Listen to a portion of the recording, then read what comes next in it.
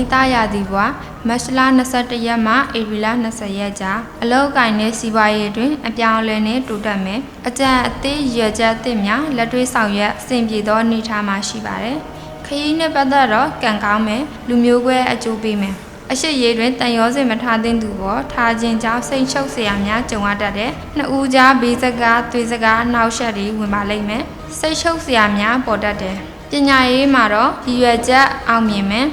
ဆောင်ရွက်သမျှထွန်းထွန်းပေါက်ပေါက်ရှိမယ်ပညာကိုအကြောင်းပြု၍ပြပထိထွန်းပေါက်မယ်ဆောင်ရွက်သမျှအထင်ရှားအကျိုးပြုမယ်ကျမရေးနဲ့ပတ်သက်ပြီးတော့အစာအသောက်ကြောင့်ကျမရေးညံ့များကြုံရတတ်တယ်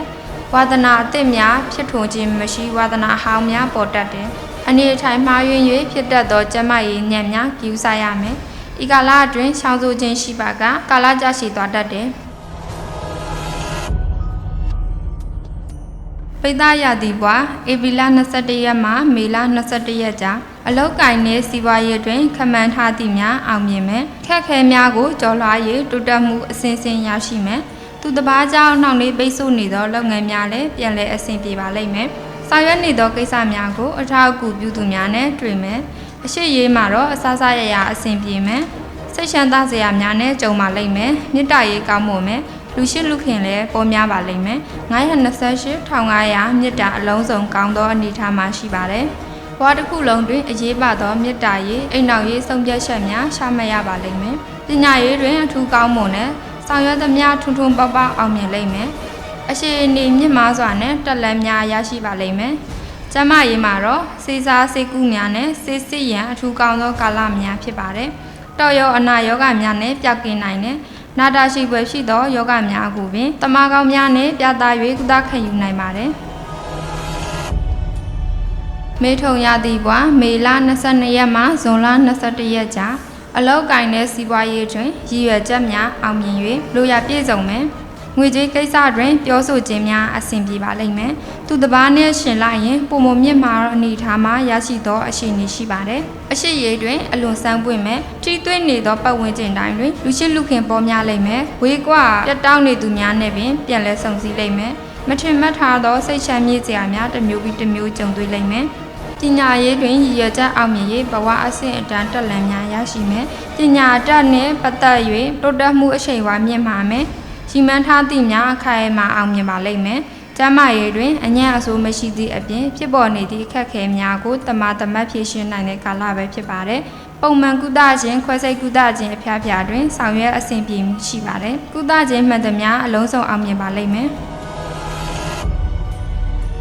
ကရကတ်ရာသီဘွာဇွန်လ22ရက်မှဇွန်လ22ရက်ကြာ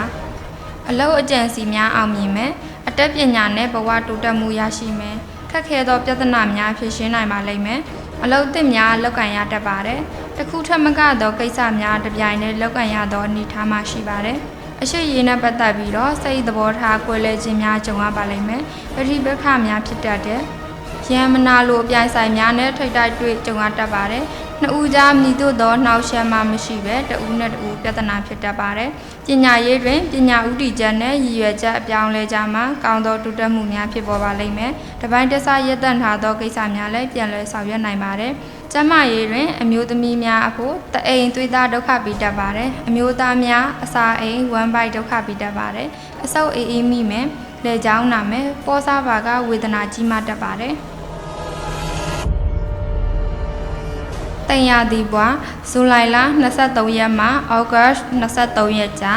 အလောက်ကိုင်းတဲ့စီးပွားရေးတွင်ရှင်ပြိုင်လာသူအလုံးပေါ်ရနိုင်သည့်ထက်မြက်သောစွမ်းအားများပေါ်လွင်နေပါတယ်။ကြီးမှန်းထားသည့်များအောင်မြင်အောင်ဆောင်ရွက်နိုင်ပါလိမ့်မယ်။အရှိရေးတွင်ကောင်းမယ်၊စံပွင့်မယ်၊လူရှိလူခင်ပေါ်မယ်။မြစ်တရေးလမ်းကြောင်းတွင်ဖြစ်ပေါ်နေသောအညံ့အဆိုးမှန်သမျှကင်းစင်သွားပါလိမ့်မယ်။စိတ်ချမ်းမြေ့စရာများကြုံပါလိမ့်မယ်။အရွယ်ရောက်လူလူများအိမ်နောက်ရေးကိစ္စများကြုံတွေ့နိုင်ပါတယ်။ပညာရေးတွင်အသက်ပညာနဲ့ပတ်သက်၍အထူးကံကောင်းပါတယ်ပညာရေးနဲ့ဝေးကွာနေသူများလည်းထူးခြားသောသင်တန်းတရားဥရခြင်းပညာကိစ္စဆောင်ရွက်ရခြင်းများကြုံတွေ့ရပါလိမ့်မယ်ကျန်းမာရေးတွင်သွားနဲ့ကတွင်ဒုက္ခပြီးတတ်ပါတယ်အစာအိမ်ဝမ်းဘက်ဒုက္ခပြီးမယ်မတော်တဆလည်းအယိုးတွင်ထိခိုက်တတ်ပါတယ်ကျန်းမာရေးတွင်စေဝါကုသခြင်းများပြုလုပ်သင့်ပါတယ်မတော်တဆထိခိုက်မှုဂရုစိုက်ပေးပါ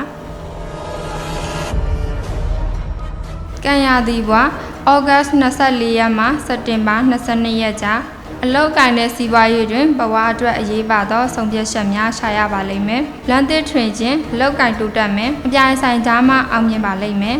ရက်ဝေးမှာပတ်သက်သောပစ္စည်းများဆောင်ရွက်အောင်မြင်ပါလိမ့်မယ်အရှိရေးတွင်စိတ်နှောက်ယှက်ဖြစ်တတ်ပါတယ်တယောစဉ်အထားမှတတ်ပါတယ်စိတ်တော်ကဖြစ်စရာများကြုံပါလိမ့်မယ်လိုက်လံရှာဖွေနေသူများတွေ့ပါလိမ့်မယ်တိတ်ခါထိခိုက်အောင်ဒုက္ခပေးသောသူများနဲ့ကြုံတွေ့ရတတ်ပါတယ်ပညာရေးတွင်ရက်ဝေးမှာပညာများသင်တန်းများတက်ရောက်ရန်အရှိနေကောင်းများကြုံတွေ့ပါလိမ့်မယ်မိမိကိုယ်ပိုင်ဥတီချက်အပေါ်အခိုင်အမာဆောင်ရွက်၍တက်လန့်များဖြစ်ပေါ်ပါလိမ့်မယ်ကျန်းမာရေးအထူးဂရုစိုက်ရပါမယ်ဝေဒနာများပေါ်ပါကကုသပြောက်ကင်ရန်ခက်ခဲပါလိမ့်မယ်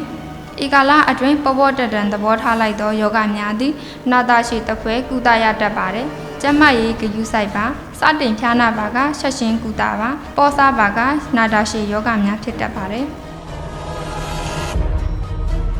သူရသည်ဝါစက်တင်ဘာ23ရက်မှအောက်တိုဘာ23ရက်ကြာ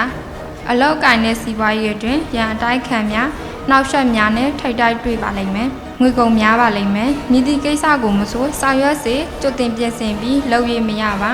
စီစဉ်ထားသည့်ကတစ်မျိုးလက်တွေ့ကတစ်မျိုးဖြစ်ပါလိမ့်မယ်အချစ်ရေးတွင်အေဂျင့်အဆင်ပြေပါလိမ့်မယ်မြစ်တာရေးကံကောင်းမယ်စိတ်ချမ်းသာစရာများကြုံပါလိမ့်မယ်စစ်မှန်သောမြစ်တာရေးကံပေါ်ထွန်းပါလိမ့်မယ်အထွင်လွှဲမှမှုများအဆင်ပြေသွားပါလိမ့်မယ်တွလွင်သောနှလုံးသားရေးရာကိစ္စပေါ်လွင်ပါလိမ့်မယ်ပညာရေးတွင်အဖက်ဖက်မှအောင်မြင်မှုများရရှိနေပါတယ်။ဘဝအတွက်အရေးကြီးသောဆုံးဖြတ်ချက်များနဲ့တိုးတက်မှုများဖြစ်ထွန်းပါလိမ့်မယ်။အလိုဆန္ဒရှိသလောက်အတတ်ပညာကိုဆောင်ရွက်နိုင်ပါတယ်။ကျန်းမာရေးတွင်စီချုပ်ဝမ်းရှုံမဖြစ်အောင်နေပါ။အဆုတ်အေးမိလွယ်တွင်နှာစေးနှာပိတ်ဖြစ်လွယ်တယ်။ကျန်းမာရေးတွင်ပေါ်တက်တန်သဘောထားပါကဝေဒနာကြီးတတ်ပါတယ်။ဤကာလတွင်တမားပြစိတ်ကူးတရန်ကောင်းပါတယ်။ဗိဇာရာသီဘွာအောက်တိုဘာ24ရက်မှနိုဝင်ဘာ22ရက်ကြာအလောက်ကိုင်းတဲ့စီးပွားရေးတွင်စိတ်ရှမ်းမြေ့စရာများကြုံလိုက်မယ်မိမိကြိုးလိုလာသောသူများနဲ့ကြုံပါလိမ့်မယ်ငွေကြေးနဲ့ပတ်သက်သောကံကောင်းမယ်မိကောင်းဆွေကောင်းများထံမှအထောက်ပံ့အကူအညီများရပါလိမ့်မယ်မြတ်တာရေးတွင်စိတ်လေ၍အမှားများကြုံတတ်ပါတယ်ခိုင်မာရှိသူရှိလျက်နဲ့ရှုပ်ထွေး၍စိတ်တော်ကများဖြစ်ရတတ်ပါတယ်ပြန်လဲစုံမယ်လို့စိတ်မရှိသောသူများနဲ့လည်းပြန်လဲဆက်ဆံရတတ်ပါတယ်ကိုကမနစ်သက်လင့်ကစားမိသားစုပတ်ဝန်းကျင်ကလက်ခံသူနဲ့ဆက်ဆံနေရတတ်ပါတယ်ပညာရေးတွင်အလွန်တတိရှိရမယ်ကျန်းမာရေးနှောက်ယှက်ရှိနိုင်တဲ့စိတ်ပြတ်လွင့်လွယ်တဲ့စာတွင်စိတ်ဝင်စားသလိုဖြစ်နေပါလိမ့်မယ်ဆရာများ၏ညှို့ညင်မှုများခံနေရတတ်ပါတယ်ကျန်းမာရေးတွင်ဤကာလအတွင်းကျန်းမာရေးအထူးဂရုစိုက်သင့်ပါတယ်ဖြစ်လေဖြစ်တာမရှိသောယောဂများဖြစ်တတ်ပါတယ်အများသူငါအလွယ်တကူမဖြစ်နိုင်သောယောဂများဖြစ်တတ်ပါတယ်အလိုအလျောက်ဝေဒနာတိုးပွားတတ်ပါတယ်တနုရာသီဘွာနိုဝင်ဘာ23ရက်မှဒီဇင်ဘာ21ရက်ကြာ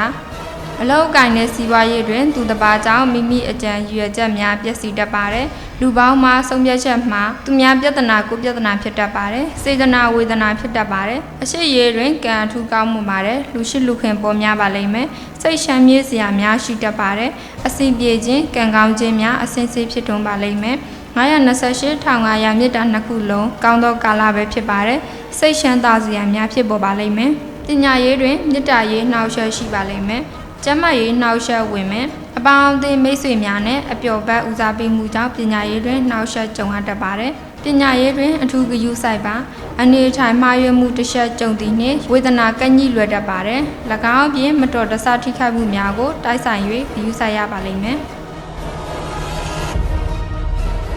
မကာရရာသီဘွာဒီဇင်ဘာ22ရက်မှဇန်နဝါရီ20ကြာ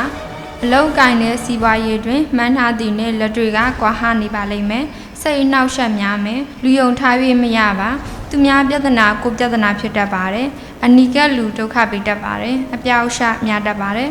အရှိရေးတွင်အရှိမှဆုံးဖြတ်ချက်မှာတတ်ပါတယ်မြစ်တာရေးကိစ္စတွင်စိတ်နှောက်ယှက်များပေါ်ထွန်းပါလိမ့်မယ်နှစ်ဦးကြားဘေးစကားသွေးစကားနှောက်ယှက်များဝင်ရောက်နိုင်ပါတယ်ပညာရေးတွင်အိမ်တွင်းရေးအញ្ញမ်းရှိပါတယ်လူမှုရေးအရှုပ်ထွေးများရှိတတ်ပါတယ်ပညာရေးကိုအထူးဂရုစိုက်သင့်ပါတယ်အနှောက်အယှက်တစ်မျိုးကြုံနိုင်ပါတယ်ဤကာလအတွင်းကျန်းမာရေးအထူးဂရုပြုပါနှုံကြည့်နေမဲ့စိတ်ထောင်းကိုကြေဆိုသလိုစိတ်ပိုင်းဆိုင်ရာကျန်းမာရေးအားပြုမှုများဖြစ်တတ်ပါတယ်အနေအထိုင်မှားယွင်းမှုများနဲ့ယောဂများဖြစ်တတ်ပါတယ်ကုန်ရာသီဘွာဇန်နဝါရီ21ရက်မှဖေဖော်ဝါရီ18ရက်ကြာအလောက်ကိုင်းတဲ့စီးပွားရေးတွင်အလုံးစုံကောင်းမှုပါတယ်ရည်ရွယ်ချက်အသစ်အောင်မြင်မယ် စုံပြတ်ရှက်မှန်ကန်မယ်ခက်ခဲသောကိစ္စများကိုကျော်လွှားနိုင်ပါလိမ့်မယ်ငွေကြေးဥစ္စာတူပါမယ်လူမျိုးကွဲအကျိုးပေးပါလိမ့်မယ်အရှိရွေတွင်စိတ်နှောက်ယှက်များမယ်တန်ရောစဉ်အထားမှခြင်းများကြုံလိမ့်မယ်မြစ်တာရေးလမ်းကြောင်းတွင်အနှောက်ယှက်များမယ်ခက်ခဲများအတိုက်ခံများနဲ့ရင်ဆိုင်ဖြေရှင်းရတတ်ပါတယ်ပညာရေးတွင်အနှောက်ယှက်များရှိစေဖြစ်ပါလိမ့်မယ်မှန်သလောက်မပေါမူလရည်ရွယ်ထားတဲ့နှင့်လက်တွေ့ဖြစ်ပေါ်မှုတို့အလွန်ကွာဟနေပါလိမ့်မယ်အပေါင်းအသင်းဒုက္ခပေးတတ်ပါတယ်ကျန်းမာရေးတွင်မတော်တဆထိခိုက်မှုကိုယူဆိုင်တင်ပါတယ်စိတ်ထိုးစိတ်တောက်မှားယွင်းတတ်ပါတယ်ကျန်းမာရေးတွင်တမားပြသခြင်းစိတ်ကူးတောင်းမှုခံယူခြင်းအလုံးစုံအဆင်ပြေပါလိမ့်မယ်မေယာဒီဘာ Phase Y 19မှာ March လ20ရက်ကြာအလောက်အကင်နှင့်စီးပွားရေးတွင်အရာရာတက်လန်းပေါ်၍ကံမြင့်မာသောဘဝတိုးတက်သောအခြေအနေသို့ဦးတည်နေပါတယ်အပြိုင်ဆိုင်ကြားမှာတက်လန်းပေါ်ပါလိမ့်မယ်ခက်ခဲအားလုံးကိုကျော်လွှားနိုင်ပါတယ်